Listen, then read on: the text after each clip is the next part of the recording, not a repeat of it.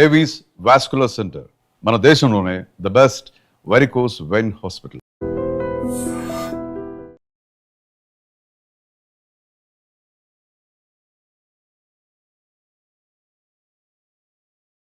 కామారెడ్డిలో గత 2 సంవత్సరాలుగా ఇక్కడ జరుగుతున్నటువంటి ప్రశాంత వాతావరణాన్ని ఎమ్మెల్యేగా రాజకీయ మార్పులు రావాలి, కరప్షన్ లేకుండా నడవాలి, పేద ప్రజలకు సర్వీస్ చేయాలి, ఆడంబరాలకు పోకుండా సింప్లిసిటీగా చాలా సింపుల్గా ప్రజలకు అందుబాటులో ఉంటే బాగుంటుందని చెప్పి ఒక్కరినే వెళ్ళడం, ఊర్లోకి వెళ్ళడం, మాట్లాడడం, రావడం, ఎక్కడికి వెళ్ళినా ఒక్కరినే రావడం, ఈ ఫ్లెక్సీ లంగామ కానీ, ఆడంబరాలు కానీ, కాన్వాయిలు కానీ, కరప్షన్లు లేకుండా మార్పులు తీసుకురావాలా, యువతకు భవిష్యత్తు చూపించాలా.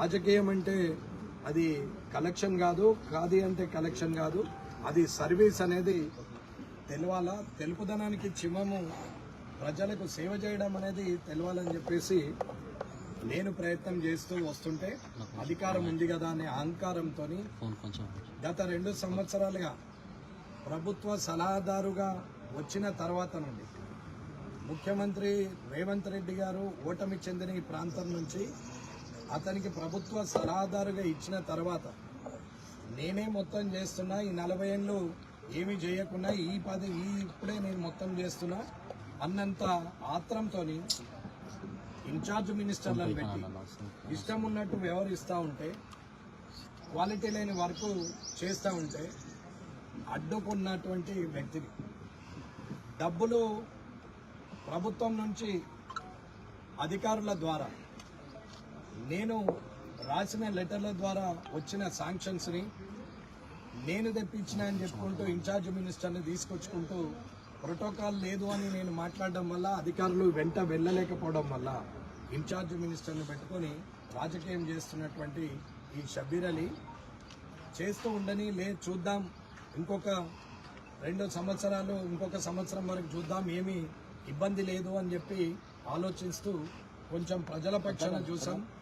కార్యకర్తలు కొట్లాడుకొని ప్రశాంత వాతావరణాన్ని ఇవాళ రాజకీయ రణరంగంగా మార్చడం బాగుండదు, మార్పు కోరుతున్న వ్యక్తిగా ఓర్పు ఉండాలి అనుకొని నేను ఓర్పుతో ఉంటే ఓటమి చెందిన వ్యక్తి ఇక్కడి నుంచి పారిపోయి నిజామాబాద్లో పోటీ చేసి ఓటమి చెంది ఇవాళ మళ్ళీ కామారెడ్డిలో ఉంటూ ఈ రాజకీయం చేస్తున్నటువంటి వ్యక్తి ఆయన. వెంకటరమణారెడ్డి అవినీతిలో కింగ్ అన్నారు. వెంకటరమణారెడ్డికి కౌన్సిలర్ సీట్ ఇచ్చి రాజకీయ రంగప్రవేశం చేసిన అని చెప్తున్నాడు. వెంకటరమణారెడ్డికి జడ్పీటీసీ ఇచ్చి జడ్పీ చైర్మన్ చేసిన అని చెప్తున్నాడు. నువ్వు చేసేది ఏంది నాయన? నువ్వేం చేసేది ఉంది? నువ్వెవడి అసలు ఇవి చేయనికి? రాష్ట్రంలో కాంగ్రెస్ పార్టీ అధికారంలో ఉన్నప్పుడు రాష్ట్రంలో ముఖ్యమంత్రిగా ఉన్న రాజశేఖర్ రెడ్డి గారు అప్పుడు కౌన్సిలర్ ఇస్తే నీవే ఓటమి చెందించినావు, నీవే ఆపోజిషన్లో ఉన్నటువంటి బీజేపీ కౌన్సిలర్ ఇప్పుడు ప్రస్తుతం నీ కాంగ్రెస్లో చేరిన కృష్ణమోహన్కు సపోర్ట్ చేసి నన్ను ఓటమికి గురి చేసినటువంటి వ్యక్తివి నీవు. 2006లో మళ్ళీ రాజశేఖర రెడ్డి గారు జడ్పీటీసీ తాడవాయికి ఇస్తే అక్కడ సొంత బలంతో గెలిచినటువంటి వ్యక్తిని నేను. కాంగ్రెస్కు 2 కాన్స్టిట్యున్సీల్లో 10 జడ్పీటీసీలు ఉంటే 2 వచ్చినాయి, ఒకటి మాచారెడ్డి, అది కూడా అందరినీ కొనుక్కొని యునానిమస్ చేసుకున్నారు అక్కడ వ్యక్తులు. ఇకపోతే నేను ఒక్కడిని తాడవాయి మండలం నుంచి గెలిచిన, మిగతా అన్ని కూడా టీఆర్ఎస్ టీడీపీ గెలిచింది. అలాంటి పరిస్థితిలో జిల్లా పరిషత్ చైర్మన్గా చేయాల్సిన అవసరం వచ్చినప్పుడు రాజశేఖర రెడ్డి గారు 2008లో టీఆర్ఎస్ అలయన్స్ ఉంటే దాన్ని విడగొట్టి మీరు నో కాన్ఫిడెన్స్ నేను చేస్తా, 23 సంవత్సరాల తర్వాత జిల్లా పరిషత్లో జెండా ఎగరేస్తానని నేను చెప్పడం జరిగింది. చెప్తే రాజశేఖర రెడ్డి గారు భుజం తట్టి వెన్ను తట్టి ముందుకెళ్ళమని చెప్పారు. ఆయనను నేను రాజకీయ గురువని చెప్పిన ఎన్నోసార్లు ఇప్పుడు కూడా చెప్తున్నాను. నీవు గురువెక్కడివి? నీవు నా ఇంటి ముందట మా నాన్న దగ్గరకు వచ్చి నిలబడ్డోడివి, మా ఇంటి ముందట మామిడి చెట్టు కింద 100 సార్లు నిలబడ్డ నువ్వు చేయలు కట్టుకొని, మా నాన్న 68లో కానీ 78లో కానీ పోటీ చేసినప్పుడు నువ్వు గోడల మీద రాతలు రాసినోడివి. నిన్ను భట్టుపోచయ్య గారు ఆయన తీసుకొచ్చి రాజకీయ అరంగేట్రం చేసిండు. నీకే దిక్కులేదు, నువ్వు నన్ను చేయడం. మా తండ్రి 25 సంవత్సరాల సమితి ప్రెసిడెంట్, నాకు నువ్వు రాజకీయ భిక్ష పెట్టుడు అనేది ఎవడన్నా నమ్ముతాడా? అసలు నీకేమన్నా అర్థం ఉందా? నువ్వు ఎక్కడి నుండి వచ్చినావు? నీ బతికేంది? మాచారెడ్డిలో ఉన్న పాచారెడ్డి ప్రజలకు తెలియదా? ఆఖరికి నువ్వు ఇప్పుడు కట్టినటువంటి ఇల్లు ఏదైతే 5 అంతస్తులు ఉందో దానికి కూడా మున్సిపల్ పర్మిషన్ లేదు. కనీసం 5 అంతస్తులున్న ఆ బిల్డింగ్ చుట్టూరా ఫైర్ ఇంజన్ తిరగాల, సెట్ బ్యాక్స్ లేవు. నీ సంగతి ఎవరికి తెలియదు. సరే, నీ గురించి మాట్లాడితే ఇంకా 2 ఏళ్ళు మాట్లాడినా సమయం సరిపోదు. సరే, వ్యక్తిగా నీకు 2 సంవత్సరాలుగా వయసులో పెద్దోడిగా నేను గౌరవం ఇస్తూ వచ్చిన పోన్లే కానీ నీవెంత దూరం ఎగబాకినవంటే రాజకీయ స్వార్థం, అధికారం కోసం ఈ నియోజకవర్గం నా సొంతం, మాకు మా జాగిర్ రాసి ఇచ్చిండు, నేను ఒక రజాకర్ని అన్నట్టు నీవు డ్రామాలు చేస్తూ వచ్చినావు. ముఖ్యమంత్రి రేవంత్ రెడ్డి గారు ఓటమి చెందిన ఈ ప్రాంతంలో నీవు ఆధిపత్యం చేయడానికి ప్రయత్నం చేస్తావు. ఇది ప్రజలు గమనిస్తూనే ఉన్నారు. నీవు చెప్పిన చరిత్ర నీకే చెప్తున్నా. ఇకపోతే నీవు చేయబట్టే నేను కాంగ్రెస్ నుంచి బయటకు వెళ్ళాను. రాజశేఖర రెడ్డి గారు చనిపోయిన తర్వాత నీ వల్ల చాలా ఇబ్బందులు ఎదుర్కొని అందరూ ఇబ్బందుల పాలైంది. అప్పుడున్న జనార్దన్ గౌడ్ గారు కానీ, ప్రతాప్ రెడ్డి గారు కానీ, నేను కానీ, ఆకుల శ్రీనివాస్ గారు కానీ, ఎల్లారెడ్డిలో ఎంతమంది ఉన్నారో అంతమందిని రోడ్డు మీదకి తీసుకొచ్చారు. ఇవాళ ఇక్కడ డాక్టర్ వెంకట్ జమున రాథోడ్ గారిని కూడా రోడ్డు మీదకే తీసుకొచ్చారు. ఇక్కడ ఉన్నటువంటి యావత్తు మందిని ఇవాళ తన్నులు తిన్నటువంటి పారిపోయి దాడికి వచ్చినటువంటి మహేందర్ రెడ్డిని కూడా కనీసము ఆ ఊరి సర్పంచ్గా ఆయనంతలా అయింది కానీ ఆయన ఒక్క పదవి కూడా ఇప్పియలేదు. నువ్వు ఎవరిని కామారెడ్డి కాన్స్టిట్యున్సీని దాటి నిన్ను కాదని రాష్ట్రానికి ఎవరిని పోనివ్వలేవు. ఇటీవల పోయింది ఒక చంద్రశేఖర్ రెడ్డి మాత్రం నిన్ను కాదని పోయింది. అది తప్ప నువ్వెవరిని కూడా రాష్ట్రంలో ప్రధాన పోస్టులో ఉంచే ఆలోచన పార్టీ పోస్టులో కాదు, ప్రభుత్వం పోస్టులో కూడా ఉంచావు. నిజామాబాద్లో 4గురికి కార్పొరేషన్లు వస్తాయి, బాన్స్వాడలో వస్తాయి, కానీ కామారెడ్డిలో రాదు. 30 ఏళ్ళు నీ వెనకాలే తిరిగినా ఇంకా కామారెడ్డిలో కౌన్సిలర్ స్థాయో ఆ కింది స్థాయి ఉండాల్సిందే తప్ప పైకి ఎదగనీయం. ఇలాంటి పరిస్థితుల్లో మళ్ళీ తగదునమ్మా అని చెప్పి మళ్ళీ వచ్చాం. ఇవాళ నీకు మర్యాదగా గౌరవంగా మర్యాదగా చెప్పి చూసి కాని పక్షంలో నేను మాట్లాడాల్సి వచ్చింది. అసెంబ్లీలో ఉందాగా ఉండాలి. వరల్డ్ క్లాస్ హైదరాబాద్లో 3rd క్లాస్ పాలిటిక్స్ ఉండకూడదు, మంచిగా ఉండాలి అని చెప్పి చెప్పడం జరిగింది. అలాంటి మనిషిని ఇవాళ నేను చిన్న లాస్ట్ అండ్ లీస్ట్ బూత్నే మాట్లాడే పరిస్థితికి వాడు వీడనే పరిస్థితికి తీసుకొచ్చింది నీవు కదా. ఇవాళ అది అయిపోయిన తర్వాత లేని ఆరోపణలు చేస్తున్నాను. సరే, ఆరోరా కాలేజీలో అయినా, శిశు మందిర్లో అయినా, కామారెడ్డి కాలేజీ భూముల్లో అయినా ఎవరు ఏం చేశారనేది ఇంతకుముందు రంజిత్ మోహన్ గారు చెప్పారు. ఆయన అప్పటి నుంచి వింటున్నటువంటి వ్యక్తి, స్వయంగా ఆయన సంతకాలతోని ఆయన చూసినటువంటి వ్యక్తి. ఇవాళ ఎవరికి చేశారు, 142 ఎకరాలు ఎవరెవరికి చేశారు అనేది డీటెయిల్ చెప్పారు ఆయన. మిగతా భూమిని కూడా కలెక్టర్ సత్యనారాయణ ఉన్నప్పుడు రామచంద్రారెడ్డి గారు పౌరాపటాన్ని తీసుకొని ఆయన చేసినటువంటి ఇది భూములు. ఈ శిశు మందిరికి కూడా లీజ్ అగ్రిమెంట్ ఇచ్చిరో దాని అమౌంట్ కూడా కాలేజీలో పడుతున్నది, అది అమ్మలేదు.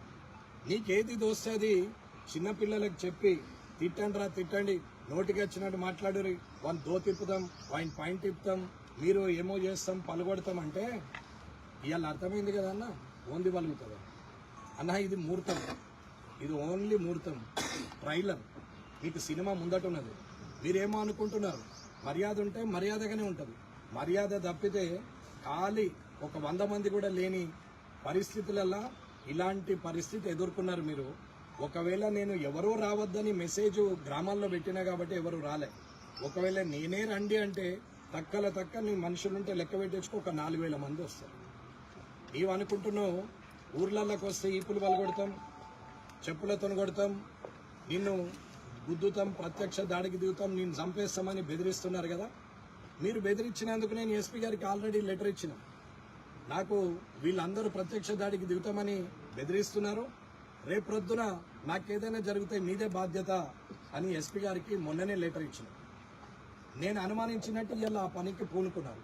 నేను సందీప్కు ఫోన్ చేసి ఏదైతే నీవు అన్నావో అది ప్రూవ్ చేద్దాం, నీవు రా, ఒకవేళ మా నాన్న తప్పు చేస్తే మా నాన్న ఫోటో తీసుకొని వచ్చి నేనే చెప్పుతో కొడతా, లేదు నేను తప్పు చేస్తే నువ్వే నీ చెప్పుతో నన్ను కొట్టు. లేదు ఇదే తప్పుడు ఆరోపణ చేస్తే ఆరోపణ చేపించినటువంటి వ్యక్తి లేదా నువ్వు ఏ శిక్షకు అర్హులు నువ్వు అది ఆలోచించుకో. రేపు ఒక్కనివే రా, నేను ఒక్కనే వేస్తా, ప్రెస్ ఉంటారు అని చెప్పిన. ప్రెస్లో కూడా ఆఫీసర్లు దానికి సంబంధించిన కాలేజీ భూములలో ఉన్నటువంటి ఆఫీసులకు సంబంధించిన అధికారులను రమ్మని చెప్పిన. ఎక్కడెక్కడ ఎన్నెన్ని భూములు ఇచ్చినాము, ఎవరెవరు అధికారులు ఉన్నారో వాళ్ళందరినీ రమ్మని చెప్పినాం, కానీ కార్యకర్తలను రమ్మని చెప్పలేదు. కానీ మీరేం చేశారు? వేలాదిగా తరలి రండి. దేనికి? నేను ఒక్కనే వేస్తాను, నువ్వు రా, ప్రూవ్ చేయని చెప్పినాను. వేలాదిగా తరలి వచ్చి ఏం చేస్తారు అంటే మీరు కొట్టాలా, తన్నాలా, చంపాలని డిసైడ్ అయిపోయారు అనమాట. ఎందుకంత ఇబ్బంది మీకు అంటే మీ అరాచకాలను, ఆగడాలను, మీ కరప్షన్ను అడ్డుకుంటున్నాడు అనేది. దీనికి తోడు మీరు కలిసిందే బీఆర్ఎస్ తో, మీరిద్దరు ఒకటే. నా చేతిలో ఓడిపోయిన ఇద్దరు పార్టీ అధినేతలకు, ఆ అధినేతల పార్టీలను ఒక దగ్గరికి కలిపి ఇవాళ మున్సిపల్ ఫామ్ చేశారు బీఆర్ఎస్ అండ్ కాంగ్రెస్ కలిసి. నేను ఆనాడు కూడా ఉత్సాహంగానే అందరితో నవ్వుతూ మాట్లాడే వచ్చాను. ప్రజలు తీర్పిచ్చింది 16 కాబట్టి 16కే ఉన్నాం, ఎవరిని కలుపుకోలేదే. నీకు అక్కసేంటి?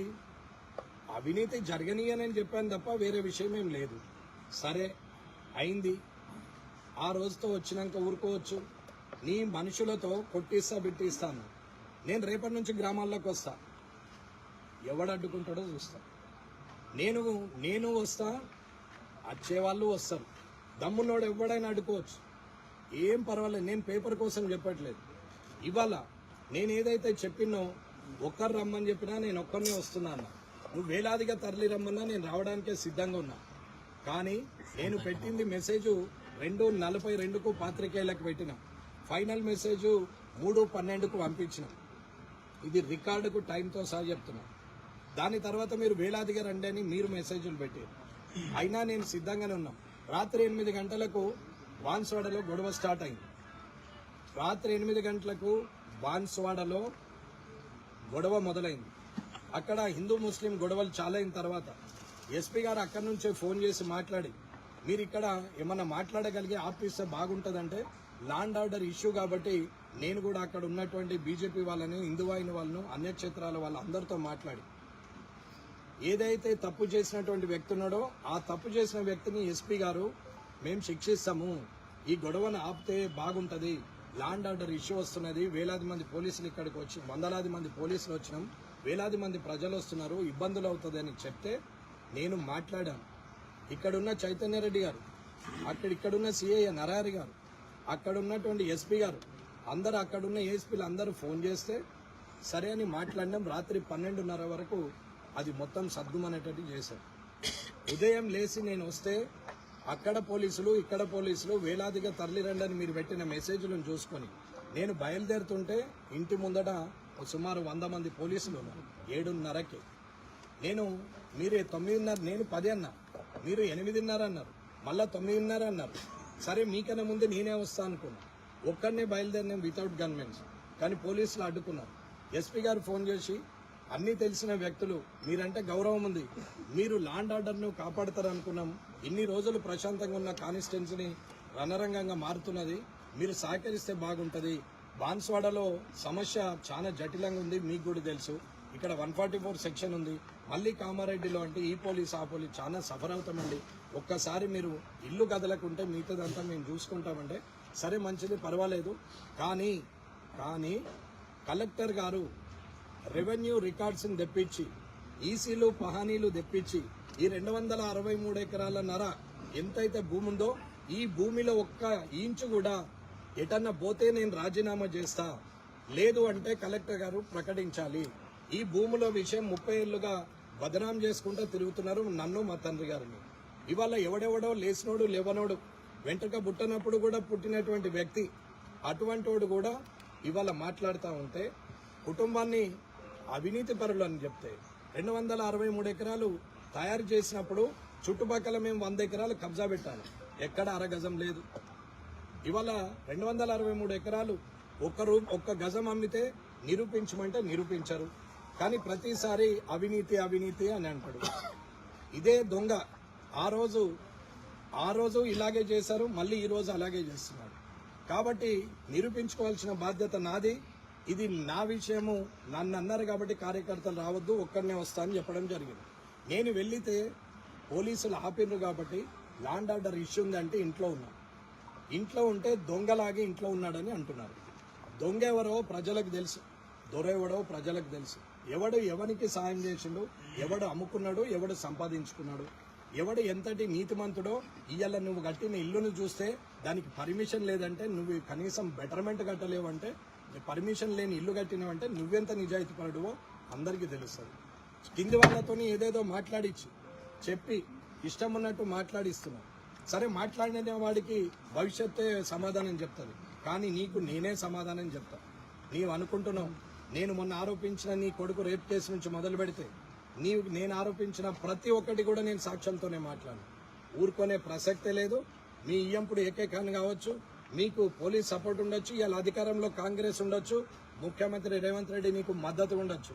ముఖ్యమంత్రి గారికే చెప్తున్నా, ఇలాంటి దాడులు ప్రత్యక్షంగా చేసి రేపటి నుంచి నా మీద ఈగ వాలినా గీత పడినా అది కాంగ్రెస్ ప్రభుత్వందే, అది ముఖ్యమంత్రిదే బాధ్యత అని చెప్తున్నాను. ఇక్కడున్న పోలీసులకు కానీ ఇప్పటి వరకు గౌరవించిన పోలీసులకు కూడా చెప్తున్నాను, రేపటి నుంచి నేను ఖచ్చితంగా గ్రామాల్లో తిరుగుతా, నేను పోతా, ఎవడు అడ్డం వస్తాడో నేను కూడా చూస్తా. ఎటువంటిది జరిగినా దాని బాధ్యత ప్రభుత్వమే తీసుకోవాలా. నేనేం భయపడే వ్యక్తిని కాదు. నేనున్నది భారతీయ జనతా పార్టీలో నీతి నిజాయితీగా ఉండి ప్రజల పక్షాన పోరాడే వ్యక్తిని. నా వెనకాల నా పార్టీ అధినేతలు వీళ్ళందరూ ఉన్నారు. మోడీ గారు, అమిత్ షా గారు, వీరందరూ కూడా ఉన్నారు. నిజాయితీతో ఉండే వ్యక్తులమే కానీ మేము అవినీతి పరులం కాదు, భయపడే వ్యక్తులు గారు. భారతీయ జనతా పార్టీ కార్యకర్త నీలాగా పేడ్ వర్కర్లు కాదు. వాళ్ళు వర్క్ దేశం కోసం, ధర్మం కోసం పనిచేసేవాళ్ళు. అందుకే ఇవాళ నీ కారు బోల్తా పడ్డది. రేపు పొద్దున మీ ప్రభుత్వం కూడా బోల్తా పడుతుందని చెప్తున్నాం. షబ్బీర్ అలీ గారు, మీరు ఏమన్నా అనుకోండి, ఖచ్చితంగా రేపటి నుంచి ఇంకా యుద్ధ వాతావరణం. ఇడిచే ప్రసక్తే లేదు. అడుగు అడుగున ఏ ఇన్ఛార్జ్ మినిస్టర్ వస్తారో ఎవరు వస్తారో రానివ్వండి, ప్రభుత్వానికి కూడా నేను ఛాలెంజ్ చేస్తున్నా. ఇదే నీ ప్రజాపాలన అయితే రేవంత్ రెడ్డి గారు, ఇది నీకు సమాధానమే చెప్పే ఆస్కారం కామారెడ్డి నుంచే మొదలవుతుంది. ఇది మంచి చెడుకు దారి తీస్తుందా, మంచికి దారి తీస్తుందా అనేది నీ పార్టీ భవిష్యత్తే నీకు తెలియజేస్తుంది. కాబట్టి ఖబర్దార్ అని చెప్తున్నాను. నేనేమీ బెదిరించట్లేదు.